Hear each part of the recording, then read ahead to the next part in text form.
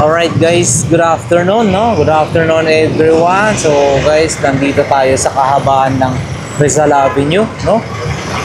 I-update natin, papasyalan natin uli itong na medyo matagal-tagal na natin hindi napasyalan. Yung bilihan ng relo, mga original, no? So dito yan sa Stalox Watts Emporium, 543 Rizal Avenue. So ayan guys, eto papasyalan natin, no? Medyo matagal na natin hindi ito na-update. Last November, December di natin na-update. So ayan guys, no? Pasyalan natin. Eto. So yan nga pala yung no? Yung loob ng Stalox Watts Emporium. So ayan guys, ito yung mga relo dito, no? Merong Alexander Christie. So ayan. And then dito tayo agad, no, para sa mga naghahanap ng ganitong klase, guys, no. Yan yung Teso kung tawagin. So ayan, nang gaganda, no, iba't ibang klase. So start tayo dito, guys, no. Yan, no. Yan, ang dulo na yan. So yan guys, bali 31,900 guys, no, yung presyo niyan. So ayan. Ito itim na yan, nasa 18,800. And then ito. So yan guys, pakita lang natin ha. Teso. Yan yung mahal na relo na napakasulit, magandang klase. So ito, yung nasa kanan, nasa 43,000 yan guys. 43,000 pambabae, and then yung nasa kaliwa is pang lalaki. Yan. Yun, hindi makikita, nagre-reflect, no, yung ilaw kasi. So ayan. Yung eto naman ay nasa 37,000 pambabae yan guys, no? 37,000.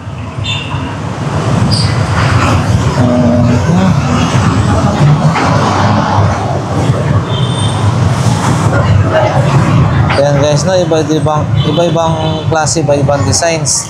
So pumunta lang po kayo rito sa Rizal Avenue, Stalox Watts Emporium. And then next tayo. Alright guys, yan yung mga guest naman, no, guest na relo. So ayan, ito yung nagre-range ng kagaya nitong itim na to. So nasa 7,000 plus. Ito itim na to ay 6,000 plus, no.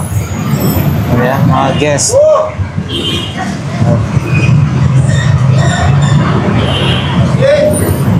Ito guys, mga guest. So yan, no? And then dumako tayo sa Alba. Ito yung mga Alba naman, no? Akala po talaga namang mga saiko ng mga divers. So ito ay nagre-range yan ng 6,800 plus, no? Yan, sa 6,800. Ayan guys, mga 6,800. Mga automatic yan, no? Ito ay 6,995. 6,995. Ito maganda rin, no? You know, bali 6,415. Ayan, nakita na ba? 6,415. Same naman dito sa na to. 6,415. Pare-parehas lang o sila. Ito. Ayan, magkakaparehas. Ayan. Yung mga nasa likod guys, yung nasa likod na blue dial, green dial, yung green dial 7,729, no?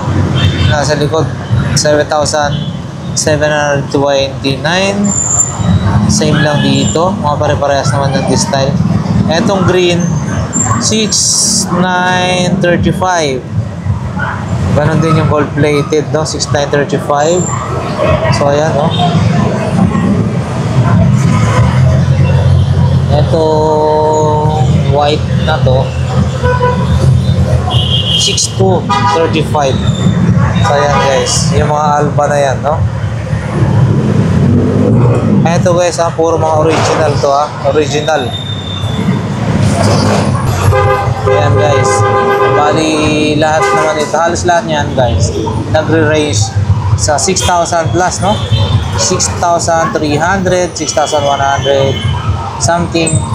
Yan, mga automatic yan, no? Ng Alba. Ayan, eto maganda rin, no? Ayan, no? Ayan, blue dial. Eto 6,400 plus, no? Ayan. Eto guys, so 4,380 lang yan, no? Same lang doon, no? 4,380. Eto rin. Tsaka yung pula, no? 4,380. Eto yung orange dial, no? Alba ito, quartz naman to, 3,999. Yung dilaw na yon, so 5,425. Yun o, gaganda o, puro Alba to Ayan guys, mga Alba ho ito, original na mga Alba. So ayan.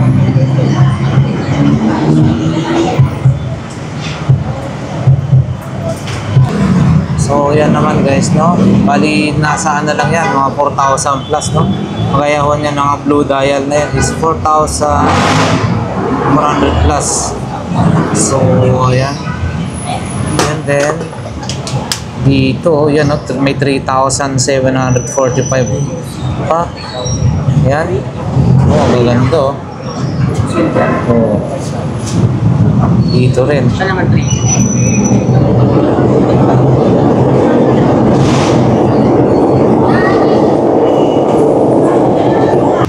Ayan guys, oh, magagandang klase ng mga Seiko X.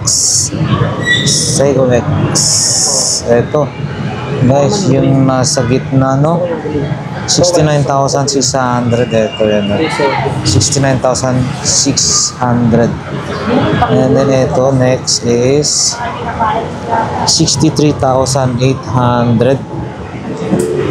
Wow, ganda, oh. And then ito, dalawa, blue, 69,600. Parehas lang yan. Original to guys, ito. Ito naman, ito ay nakakahalaga na. Uy, magkano yan? 73,750. 73,750. And then ito is 57,500. Ito 68,125. So yan guys, no? Puntahan nyo lang ho dito sa Stelux Watch Emporium. Ito 41,750. Ayan.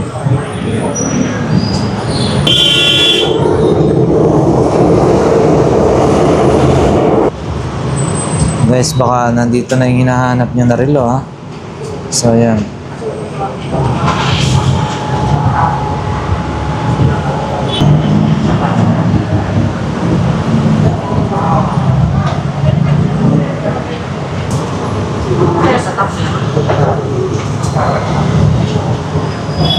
Ayan guys, prospects, no? Ano ito? Yung Seiko Paddy. Seiko Paddy. Bali, 57,500. Seiko Paddy, 57,500. Yan guys, yung presyo nyo. Ito guys, yung nasa kaliwa, no, na 14,500. 14,500 ito. And then ito is 15,000. 15,000. Ayan, mga pambabae rin guys, no? Ayan, mga 8,000 plus, 8,800. Ayan, ganyan. Ayan, yung mga pambabae guys. Nasa 8,800 mga yung karamihan guys, no? Pambabae. 8,800. Ito naman is 9,965. So, ayan. Ito, mga 9,300 plus, no? Ayan, mga Seiko yun. 12,700 yung nasa kanan, no? Yung sa left, 8,250. Ito naman guys, no? Yan, G-Shock na to. G-Shock, ang ganda. Nasa 12,900 plus. Yan, no? G-Shock. And then ito 14,000 something. Ito naman 11,950. Ito naman guys yung mga solar powered na, no? Yung solar, no? Yan, yung solar. So ito nasa 8,000. Ito 8,000 something. Ito 15,000 plus, no? Yan, 15,000 plus yan.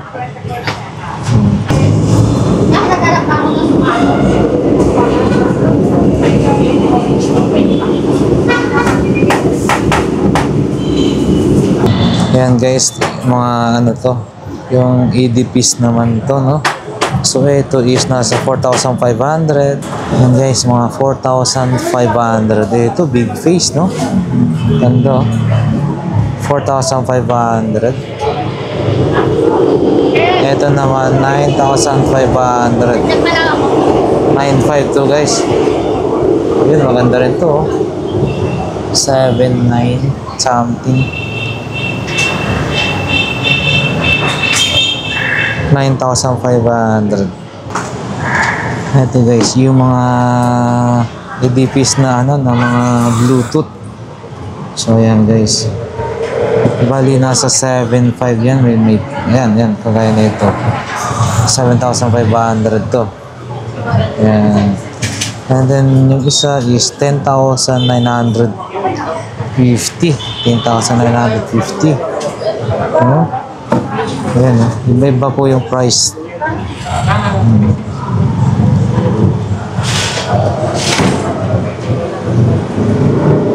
So, ayan guys, nasa ano yan? Yung pula, may pula-pula, no? 10,950. Yan, 10,900 plus. Ito naman, pinaka ano na yan is 9,950. And then ito, 13,000. Yun, medyo mas pricey ito, no? Nasa 13,000. Yan, no? Makita ba yung presyo niyan? 8,000 plus, no? Ito. Yun, no? Yan yung price para dito. Okay, yun to. Parang ano yun, ano yun?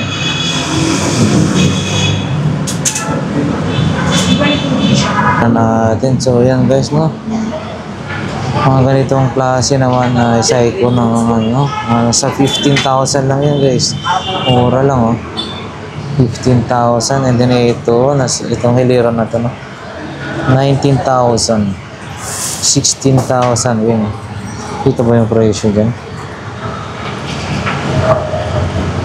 Yun, no, 19.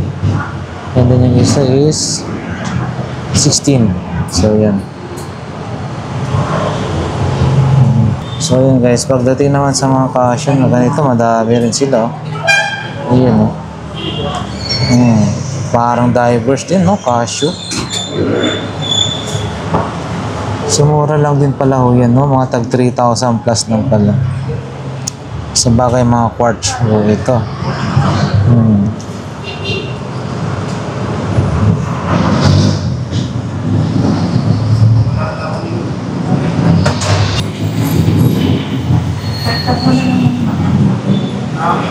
So, yan guys, ng mga G-Shock na yan, nasa 5,500, no?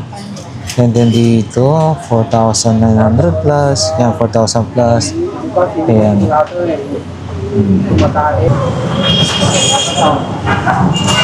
So yan guys, nasa ano lang yan, nasa 6,000 plus yung kulay blue, ganun. Ito ay 7,900 plus. So yan.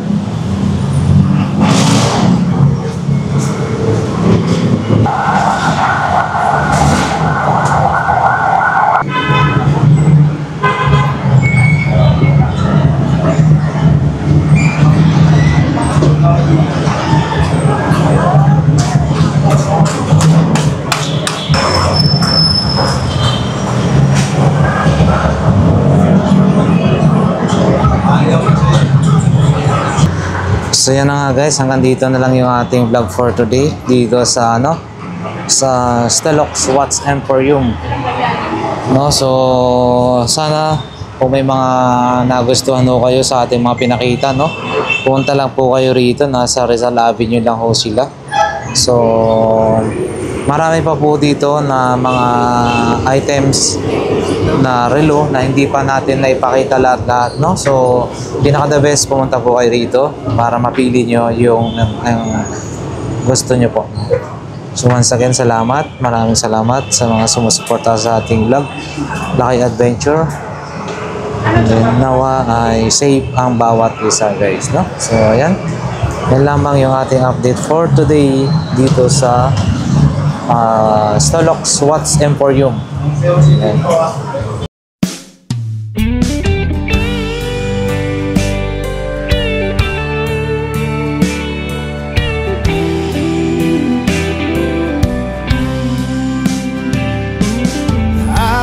If I'm strong enough, I've never been the kind to give it up, but this time I don't know which way to go. Somewhere I've already been. Am I really going back again this time?